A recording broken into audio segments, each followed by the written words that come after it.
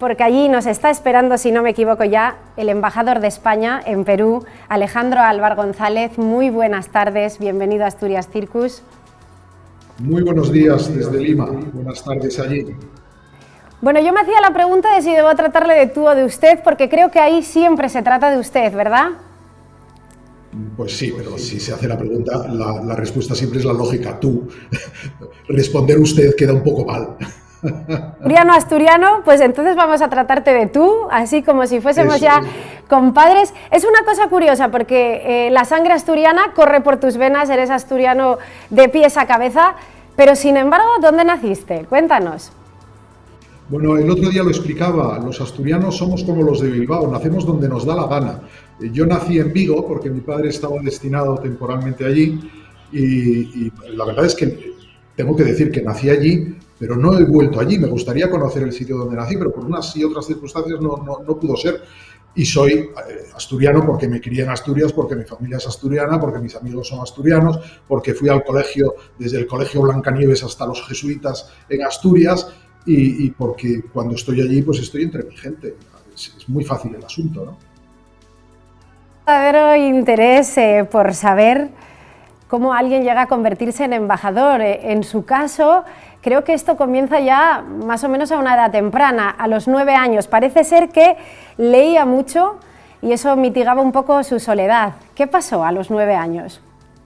Bueno, esa es una historia, ¿no? Efectivamente, es curioso porque hace unos días tuve también una videoconferencia con mi antiguo colegio en Inglaterra, donde yo estuve interno varios años, y les explicaba que yo empecé a entender el mundo no solo porque me enviaron, en fin, a distintos internados, sino porque en una ocasión descubrí, cuando tenía 9 años, estaba interno en un colegio en el norte de Inglaterra, y descubrí que había un periódico en donde había un artículo sobre la típica gesta deportiva, me imagino que del Real Madrid, no creo que fuera del Sporting, desgraciadamente, y me maravilló ver que desde allí podía entender lo que ocurría, podía ver cosas de España, y desde entonces empecé a leer todos los periódicos, todos los días, buscando noticias sobre España.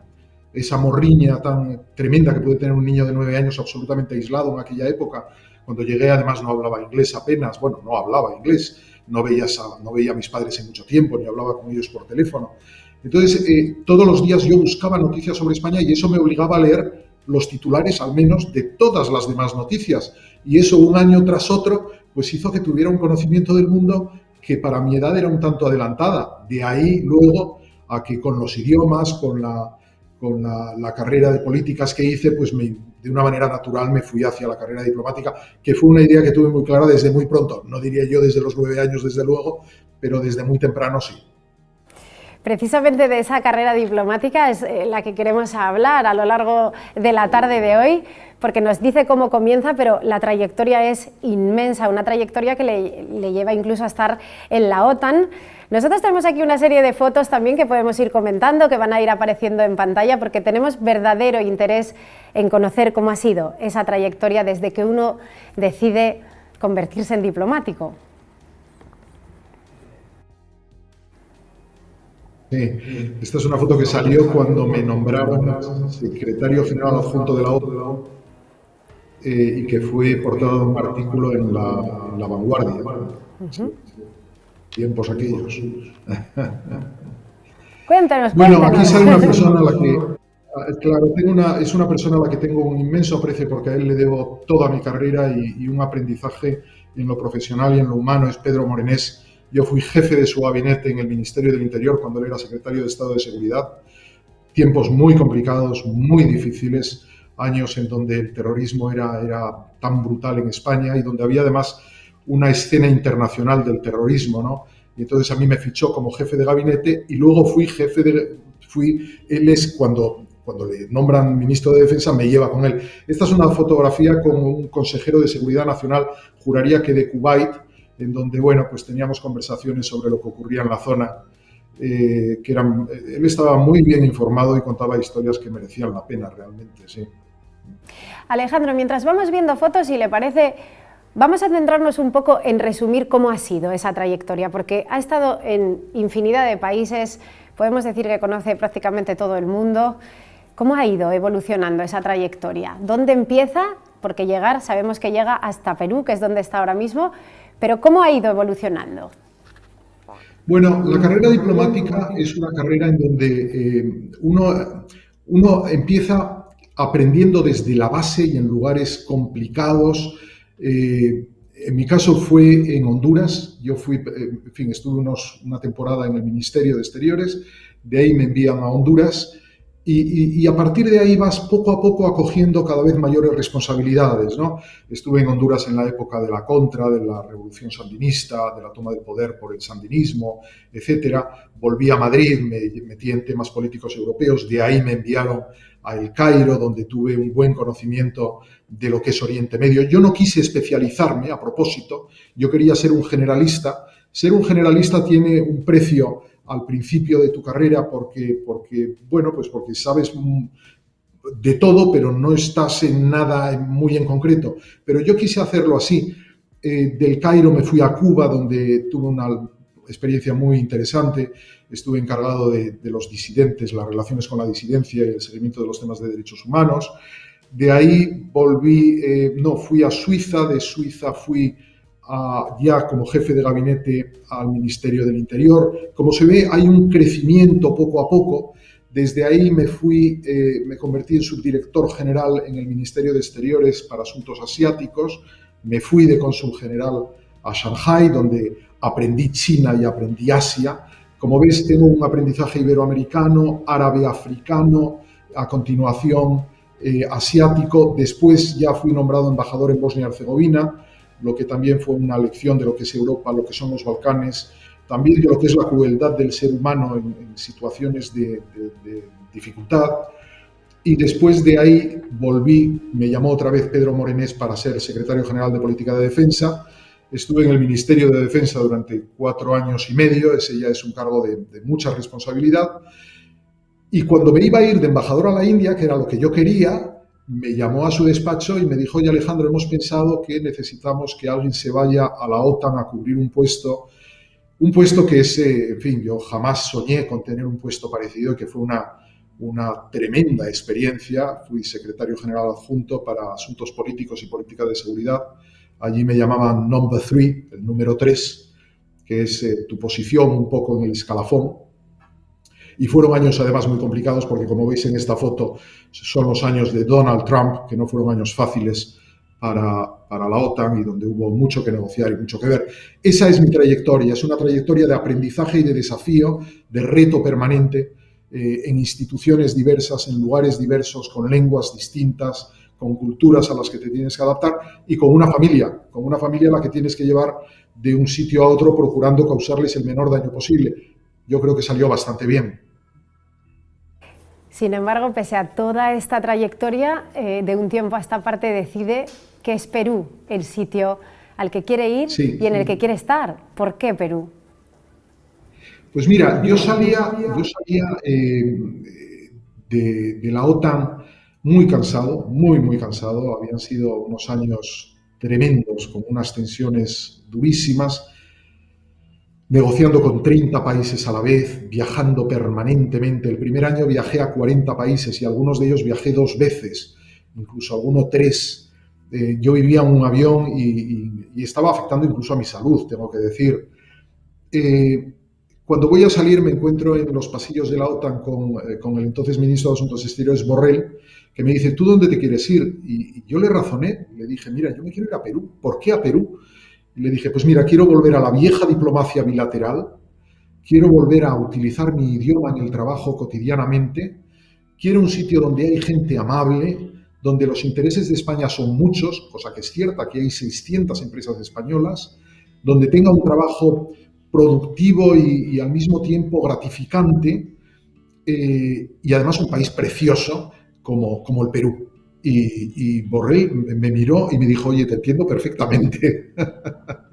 Entendió que no quisiera estar en los grandes expresos europeos, sino en un país que es de nuestro interés y donde el elemento de gratificación es muy interesante también. Y estoy encantado aquí, tengo que decirlo, a pesar de la pandemia que ha sido tan dura, pero estoy encantado. nos hacía un adelanto de cómo era la gente en Perú, que era una sociedad muy amable, muy abierta. Sí, sí. Pero descríbenos un poco, ¿cómo es Perú? ¿Cómo son los peruanos? ¿Cómo ha sido la acogida que ha tenido usted allí? Bueno, la acogida ha sido estupenda. La verdad es que inmediatamente te envuelven de cariño, de aprecio. Tienes acceso a todo el mundo. Tienes, por lo tanto, la posibilidad de mantener conversaciones con gente muy interesante. Recuerdo, pues hace algunas semanas estar tomando vodka tonics con Alfredo Bryce Echenique, por ejemplo, ¿no?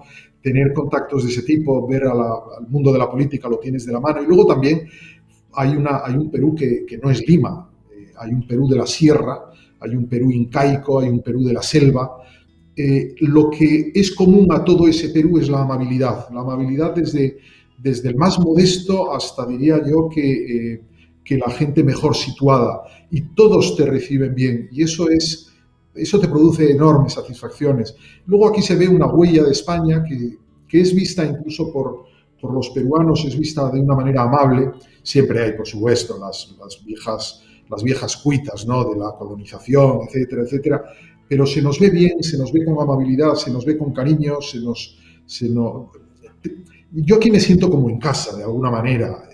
Es más, a veces tengo que tener cuidado porque un embajador no debe meterse en según qué cosas, y hay discusiones que tiene la obligación de evitarlas, pero hay veces que te ves tan imbuido de la situación, tan metido en ese contexto y tan cariñosamente escuchado y preguntado porque quieren tu opinión, que a veces entras en asuntos que son casi internos, ¿no? Lo haces con discreción y entonces el asunto funciona, y además todo el mundo entiende que la posición de España en este país es la de ayudar, ayudar, ayudar y ayudar. Así pues, nuestra buena intención también se ve. Vuelvo a repetir, y perdóname que no sea de más interés lo que diga, pero yo aquí estoy en todos los sentidos, personal y profesionalmente, absolutamente encantado. Nos contaba ese aprecio, ¿no?, aparente que tienen los peruanos hacia España. Sabemos que el peso económico de España en Perú es muy grande, así lo vemos por lo menos desde aquí, pero ¿ellos lo perciben igual? ¿Los peruanos perciben igual esa importancia económica de España en su país? Sí, sí, evidentemente, y no solo la importancia económica. La importancia económica, por supuesto, porque uno se pasea por Lima y ve el edificio de Indra o de Telefónica, ve cómo está Acciona aquí o allá, en fin, en Mapfre es la primera aseguradora, y podríamos seguir y seguir y seguir. Y además estamos en todos los sectores de servicios, de creación de infraestructuras, hasta restaurantes. De todo hay, absolutamente todo. Y luego además hay un comercio, hay editoriales, los libros de texto que se utilizan aquí son peruanos, evidentemente, pero en muchos casos llegan también libros de texto de España. Cuando uno compra una novela, pues está editada en Barcelona. Es una evidencia, ¿no? Pero luego además hay todo un recordatorio permanente. Yo anteayer, participaba en una videoconferencia hablando de patrimonio histórico y patrimonio arquitectónico del Perú, y claro, no está hablando de la historia de España, estábamos hablando de ayudar a recuperar ese patrimonio, y uno se va a Cuzco, se pasea por Lima, se va al Valle del Colca, y todo ha sido restaurado por España con fondos de la cooperación española, y produce una enorme satisfacción. Hace poco también me fui a un centro cultural, el Centro Cultural del Inca Garcilaso, que pertenece al Ministerio de Asuntos Exteriores del Perú, y también fue recuperado por España. Hemos creado escuelas taller, y estamos además en muchos ámbitos, porque luego, aparte de lo empresarial y de lo histórico y cultural, estamos en multitud de programas, pues de ayuda a la mujer, por ejemplo, de mejoras en la productividad, qué sé yo. Ahora estábamos pensando el otro día en unos temas en la selva para aprovechar frutos que puedan, en fin, hay infinidad de una presencia permanente, y es una gozada verlo. Realmente, llegar a cualquier lugar, preguntar por el alcalde y que te salga el alcalde y te diga: ¿usted es el embajador de España? Hombre, pues le voy a enseñar esta plaza y por una parte están diciendo a ver en qué nos puede echar una mano, cosa que es normal, pero por otra parte están reconociendo una labor, reconociendo una historia y tratándonos con un tú a tú que es muy lejano a lo que yo veía en la OTAN todos los días, que era todos los días hablar de temas extremadamente duros, extremadamente tensos, ¿no? Yo sé que la diplomacia es lo suyo y que es muy complicado pedirle a un embajador que sea por una vez o por muchas, que sea muy objetivo en esto que le voy a preguntar. Pero ¿qué estamos haciendo mal en Asturias? ¿Por qué se nos va el talento? Usted, que tiene una perspectiva global, ¿puede decirnos en qué nos estamos equivocando? ¿Qué tenemos que hacer para que las cosas aquí cambien, mejoren? Bueno, esa pregunta a mí me produce una pena infinita porque Asturias fue pues una región de emprendedores, una región en donde la industria, las ideas, el mar, todo estaba ahí, todo se hacía. Teníamos una burguesía que estaba muy echada para adelante, o sea, desde las hidroeléctricas, los bancos, la industria de alta chimenea, el carbón, todo lo explotamos, en todo nos pusimos y de repente un día todo se nos cayó abajo, primero con la industria de alta chimenea, luego por pretender apoyarnos excesivamente en el Estado, nos convertimos en seres pasivos, empezamos a preguntar qué nos pueden dar en lugar de ir a buscarlo y nos fuimos abandonando y en este momento estamos en una situación calamitosa. Cuando yo era un niño, cuando yo era un chico incluso y un joven, pensar en regiones que estaban más y mejor desarrolladas que Asturias era muy complicado en España. En este momento lo complicado es lo contrario. ¿Qué hemos hecho mal? Pues yo creo que, en primer lugar, hemos tenido una sociedad que no ha entendido la continuidad en la necesidad de emprender, una sociedad en donde no ha funcionado bien ni esa burguesía emprendedora, ni los sindicatos, ni la administración.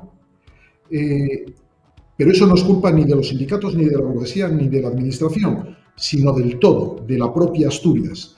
Somos una región, además, que no ha producido incentivos para atraer talento. El talento precisa de un sistema educativo y precisa de una red empresarial. El sistema educativo que tenemos es similar al del resto de España, si acaso con las excepciones de Madrid y Barcelona, que tienen pues Instituto de Empresa, IES, ESADE, etcétera, pero es similar. Es similar, lo que quiere decir que es malo, empecemos por ahí, y una red de empresas que no cultiva ese talento, que no atrae ese talento. No hemos atraído inversión de fuera y no lo hemos atraído porque no hemos sabido hacerlo, porque la administración no ha sabido hacerlo y porque, y lo voy a subrayar, aunque sea un poco antipático, porque no hemos sido capaces de crear el ambiente social adecuado, porque hemos tenido, yo diría que demasiados capítulos de efervescencia. Lo voy a decir así. Una efervescencia que dio lugar a que no se aprovechase tampoco aquello que se puso en nuestras manos. A dónde se fueron los fondos mineros y un largo etcétera, lo ignoro, pero no a dónde debían ir. No he visto que haya habido unas mejoras reales. Y la consecuencia es que nuestros jóvenes se van. Y se van como es lógico. No es un drama, cuidado, que se vayan. Lo que es un drama es que no vuelvan. Pero que se vayan no es nada de lo que debamos quejarse, si lo que van es a buscar oportunidades para ellos, para su formación, para poder asumir retos y mejorar en sus capacidades profesionales. No es un drama para nada. Lo que es una lástima es que no seamos capaces de, a través de la atracción de la inversión extranjera o nacional, pues que no vengan con ellos de vuelta y que sean capaces de volver a enraizarse en nuestro territorio, en nuestro paisaje y tirar adelante con todos. Ese es, en fin, habría mucho que decir, ¿no? Pero tenemos que ser críticos para construir y no lo que somos muchas veces, que o embellecemos enormemente lo que es Asturias, y yo lo hago también porque soy asturiano y quiero mucho a mi tierra, o la criticamos, pero de una manera absolutamente cruel. Entre lo uno y lo otro está la crítica constructiva, criticar para construir, que va siendo hora de hacerlo. Criticar para exigir a nuestra administración que se ponga las pilas donde se las tiene que poner. Evitar demagogias baratas y tratar de facilitar que Asturias sea vista como una región atractiva, que es muy atractiva desde el punto de vista humano, desde el punto de vista yo diría que del saber hacer y del saber ser de las personas. Hay una nobleza y una dignidad innata en los asturianos, en Asturias, que es alabada en todas partes, pero no vamos más allá, no somos capaces de crear más y va siendo hora de que lo hagamos. crítica, por lo tanto, a la burguesía asturiana, que tiene la responsabilidad de crear, y digo burguesía con el mejor de los acentos, y crítica feroz también a unos sindicatos que no supieron estar en donde tenían que estar y que en muchas ocasiones dificultaron la progresión en la creación de prosperidad de nuestra región. En fin, si quieres sigo criticando, pero yo creo que ya he criticado bastante. Yo creo que viene muy a colación esa frase de se puede decir más alto pero no más claro. Muchísimas gracias por haberse mojado, entre comillas, de esa manera. Yo me he apuntado aquí una frase que dice que no hemos creado el ambiente social adecuado, pero usted sí lo ha hecho hoy aquí en Asturias Circus. Ha creado un ambiente muy bueno, nos ha hecho pensar a todos. Además, como le adelantábamos al principio, tenemos también con nosotros hoy a 2 psicólogos recién salidos casi del horno. Ellos están ahora pensando en todo esto que acaba usted de comentar y yo se lo agradezco de verdad. Necesitamos más personas sinceras, más personas que digan de vez en cuando la verdad, que aunque a veces duela, es necesaria. Muchísimas gracias de verdad por participar en Asturias Circus, y está bien que le guste el ceviche, pero esperemos que ahí también siga degustando platos asturianos, que son necesarios también. Muchísimas gracias, me da casi un poco de miedo cuando dice que he sido tan sincero.